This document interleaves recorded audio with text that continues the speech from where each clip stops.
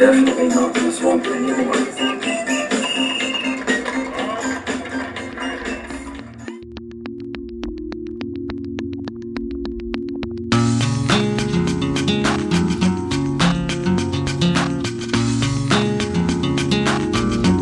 My daughter is a great joy to my life. She is growing up so fast, learning so much in these very young days. She brings a lot of laughter to our home.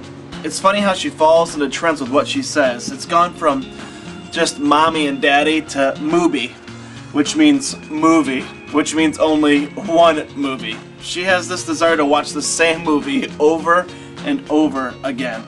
I had the same thing when I was a kid, but not as young as her. She's captivated by her favorite movie, and she could watch it over and over again all day long. This movie is able to contain my daughter to her comfy chair for hours. Why does this happen? As her father, I know it's not best for her to sit and watch movies all day.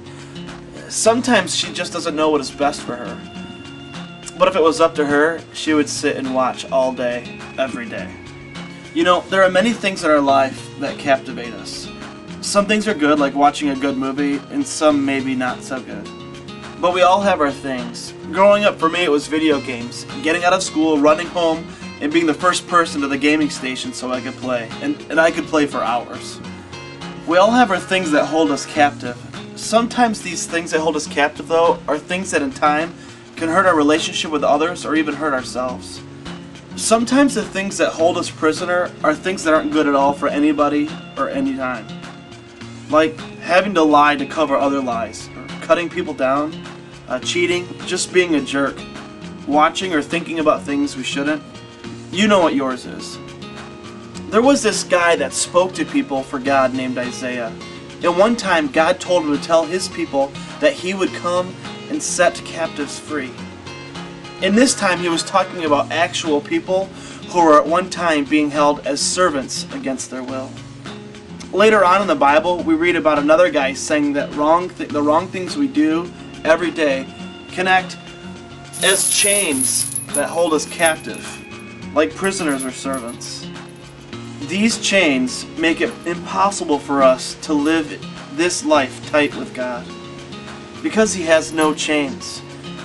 The guy in the Bible says that Jesus has come to set us free from the chains in our life, and calls us to follow Him in the best way of living, so we become free to follow.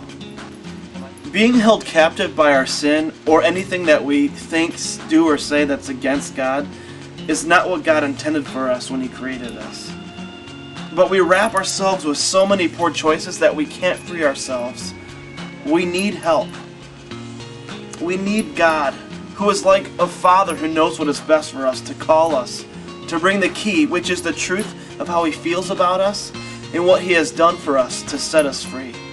Rather than sit back and let us alone with our chains of sin, Jesus chooses to rescue us from what is holding us captive. And when we allow Jesus to rescue us, we are truly free to not choose the chains again.